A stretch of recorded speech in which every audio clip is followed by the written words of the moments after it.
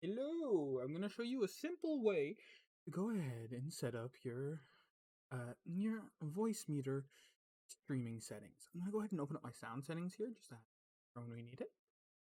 So, as you see here, I currently have it set up where it takes my microphone and a virtual audio cable in order to output it to another virtual audio cable. So, installing those is fairly simple. One of the first things that you want to do, though, once you get that up and running, you're going to go open up Task Manager. If you don't know how to open it up, you can right click here. If you want to start Task Manager, it'll open that. You can also click on the bar here or Control Alt Escape on your keyboard. So you've got once you've got this open, you see there's a couple different things in here. What we're looking for is called audiodg.exe. You see here it's running local service. That makes sense. I'm going to go ahead and right click on said thing. Come up over to Set Affinity. Now, by default, when you open it for the first time, it's going to have all of these checked. Now, I have a 6-core, 6-thread processor, so it shows up as 12 processor. Go ahead and unclick all, and what you're going to do is select one single processor that is a core and not a threaded core. It varies from one to one, but I would just suggest, for example, 210 here, because 11 is probably the threaded core. 8, 9 is probably the threaded. 6, 7 is probably the threaded. 0, 1 is probably the threaded. You get what I mean? So you want to pick every single even one in this case would be potentially a normal processor. Worked fine for me, at least on my Ryzen. You have to play with that a bit. Now that you've done that, just remember that every time you restart your PC, or if you have an audio DG crash, which is rare, you have to go and reset that. Once you're done with that, what you can do is you can come over to your sound settings. Now, I have it set up where it's going to a virtual audio cable. That says my default device. And what I can do now is if I want, for example, a specific application to output to said device, what I can do is come into here. In this example, let's say BattleNet.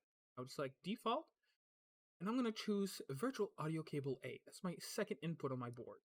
If I do that now, any sounds this app makes will be instead sent over to here. Set that back to default. So you see there's a bunch of different options. Another thing I have is certain apps, such as this one, for example. If I come in here, we have a couple different options. So you see it's going to be right here, sorry. So you see here, this has an option, the app itself, to choose where it outputs the sound. So virtual cable A is selected in. So once you do that, you're going to come over here. You're going to select the input. I'm using MME in this case. You select your input. This is the other one. I use the WDM. You also have this virtual input you can also shove stuff onto. So once you get that done, you're pretty much ready to go. Just make sure, like I said, that your default sound is set to your right thing here.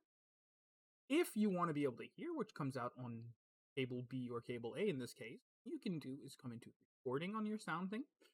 You do that by going down here. You can click on sounds.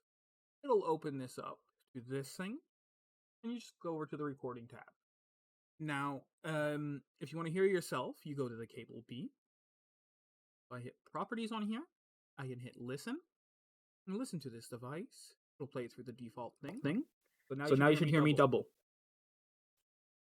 I'm just going to turn that off. In this case, for me to be able to hear my music, I go into my A cable, the one that's the input, and I have it set to listen. Now, the volume on this is always going to be at the max.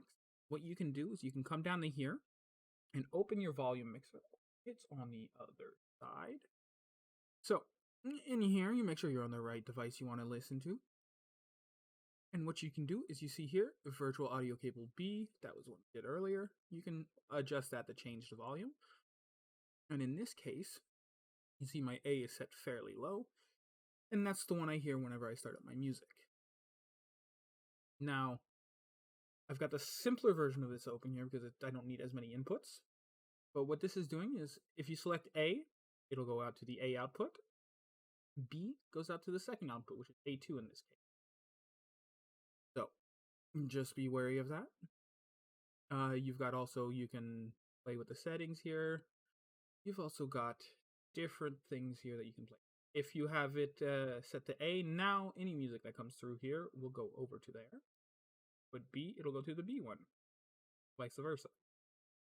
You can also options here. And that's how you get it set up where it doesn't have any of the crackling noises.